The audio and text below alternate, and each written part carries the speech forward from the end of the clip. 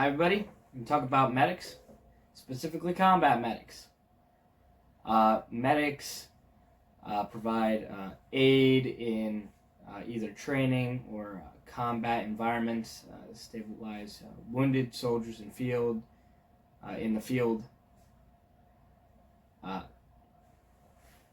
They perform life-saving tasks when it's most needed to. It's essentially the military version of an EMT in the civilian world. There are actually more than we're going to talk about today. We have the Army, which is the 68W. Got the Navy Corpsmen. And then for Special Forces, we got the 18 Deltas, which are the Army Special Forces. The SARC, which is the Navy Special Forces. And then Air Force PJs, which we'll get into later. First, we're going to go into a deep dive of the history. Then we're going to go into how they do their jobs and what type of gear they use.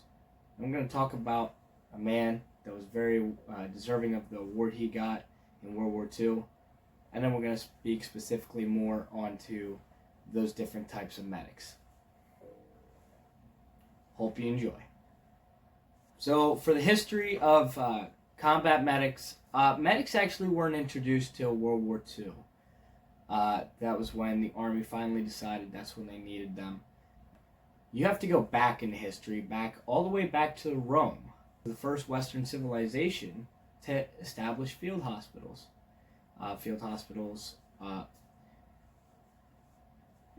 They're just hospitals. They're just out in the field. Field hospital. But Emperor Augustus in the 1st century made a very big decision. He thought that his soldiers should receive medical care by an organized medical service. And so that was when it was first established. And then we're going to skip down a pretty long while in history. And we're going to skip to America, because that's the only country that truly matters. Essentially, America doing what it does best, steal other people's ideas. Because America, and they essentially copied the British medical system. Civil War breaks out. They actually use trains to transport the wounded from the battlefield to field hospitals. And field hospitals were actually pretty scarce. They were in main towns behind the battle lines on both sides, and it was very effective for them to do that. But they just took whatever buildings they could, barns, houses, just anything that would shield them from the enemy's sight they used. World War II. World War II is actually the first iteration of the combat medic, and they were actually very, very, very effective. The survivability rate actually went up to 70%. And but World War II, you could see medics iterated on in the Normandy. Medics jumped in the Normandy the night before, as came in on storming the beaches. And what medics do for their jobs, and truly results may vary, and that is a very big military thing. You could have one job and that's your main job, but if you get asked to do something, you're doing that thing. But medics, they go out with the grunts, and they are grunts that just know actually how to stop bleeds. And that's a stereotype, and I will happily use it. So let's talk about the gear. You have your primary, obviously your uniform. Then we'll go your tack vest, so your plates. And then you actually get into the medical stuff. The aid bag, also known as the walk bag, the warrior aid and litter kit. The walk bag, it weighs about 3.5 pounds. Fully kitted, so everything in it, it's about 35. Some people, no, people. Some medics will leave it at the casualty collection point on missions because it's quite big and it's quite uncomfortable. So that could be at a vehicle or a rally point. It just depends on the mission. Depends on what operation you're in. Others will tough it out and wear it the entire time. Good for you. Not my job. The walk bag consists of QuikClot, which is a bandage that helps clot blood. Tourniquets, which are really self-explanatory. A breathing tube, a ventilator, trauma dressings, needle decompression kit, surgical tape, scissors, and a litter.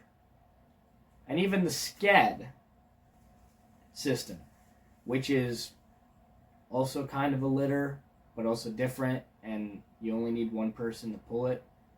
Also, every soldier carries this now. It's the Improved First Aid Kit, also known as IFAK, which is just normal dressings and other stuff. But every soldier has that.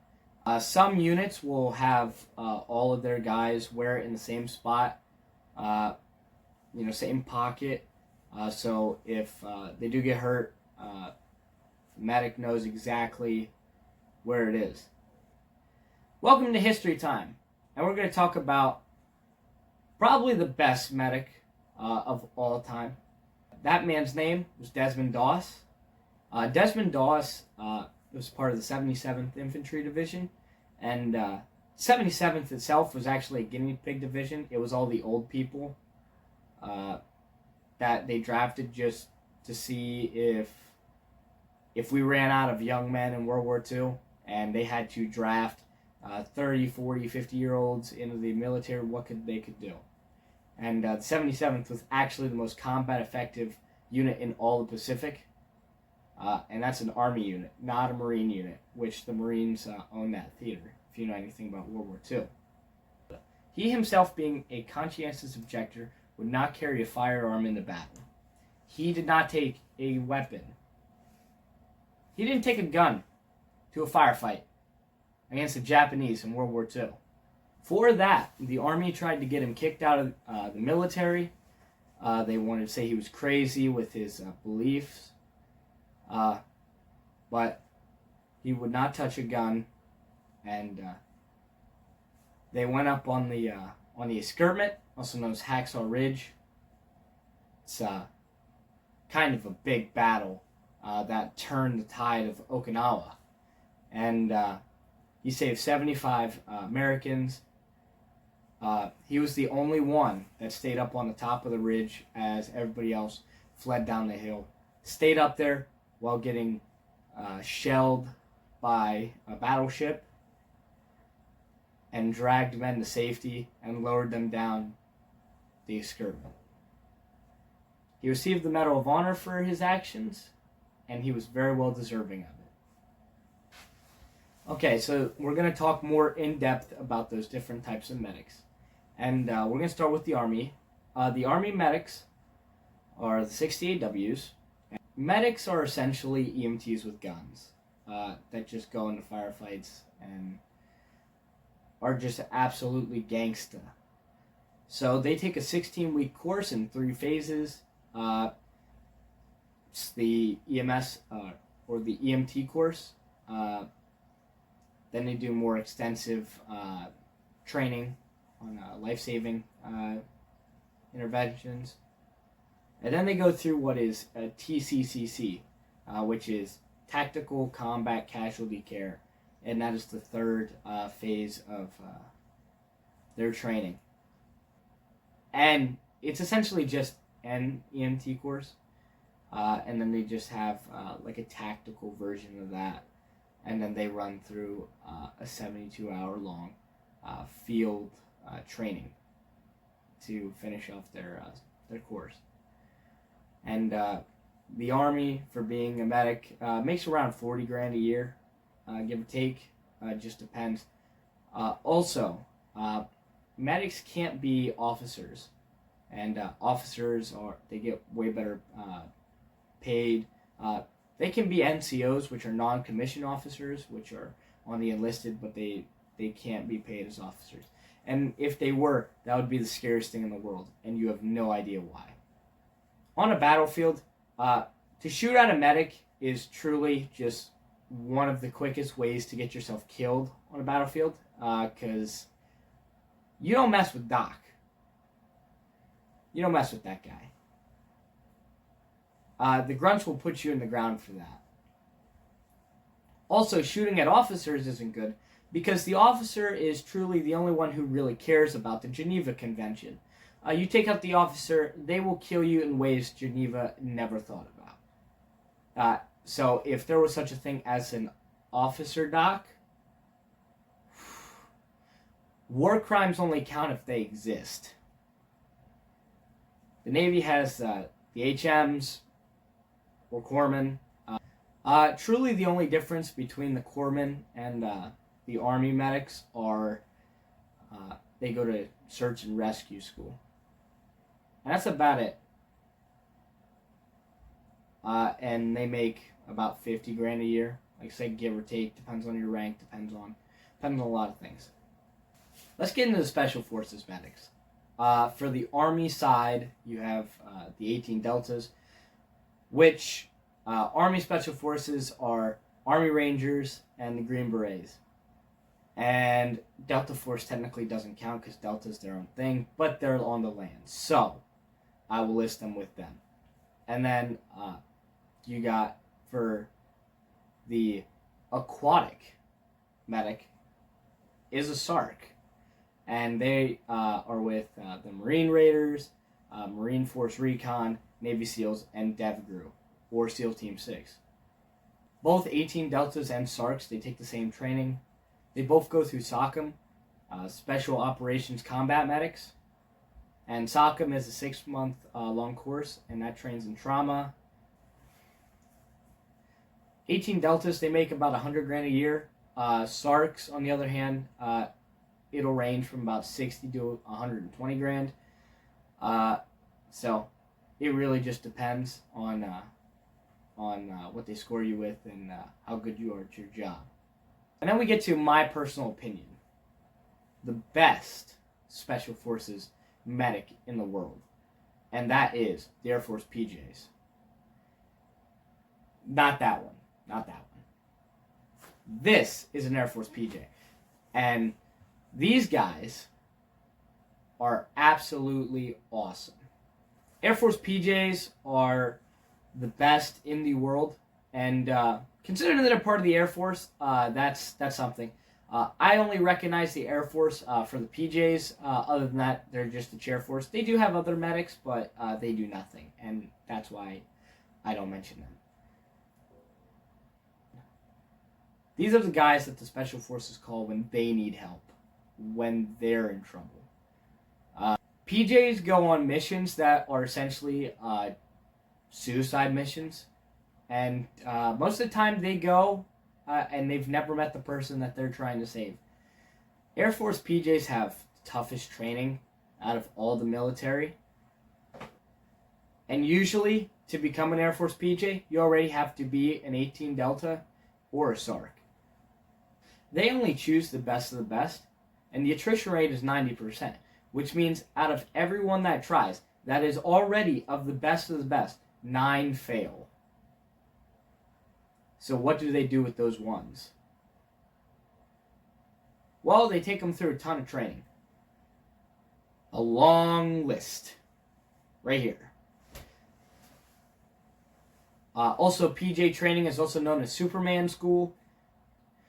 These guys are the 911 service of the Special Forces.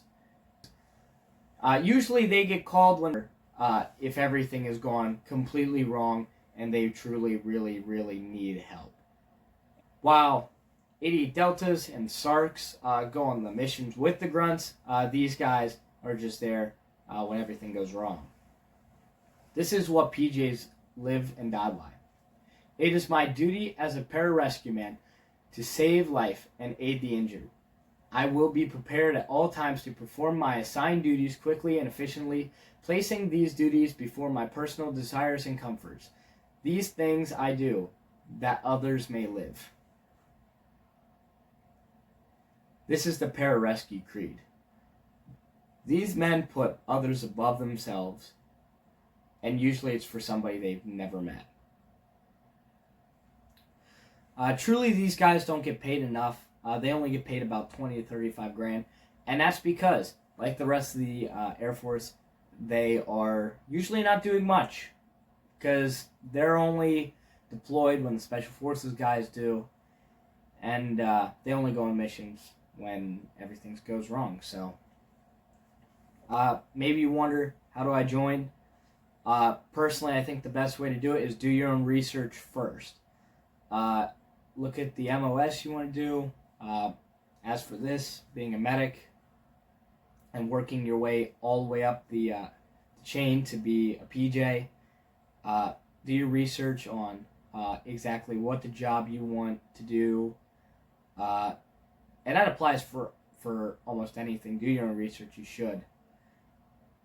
And then go talk to a recruiter. It's good to know when a recruiter lies to you, or maybe just doesn't say something. And it's also good to know what you're looking for. So go with a second witness that knows about different policies and stuff. In conclusion, medics are awesome. And that's my presentation. Thank you for your time.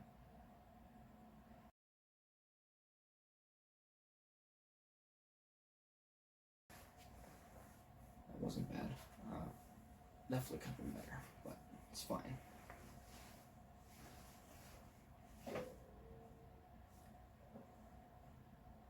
So for the history of combat medics, medics actually weren't introduced till World War II. That was when the Army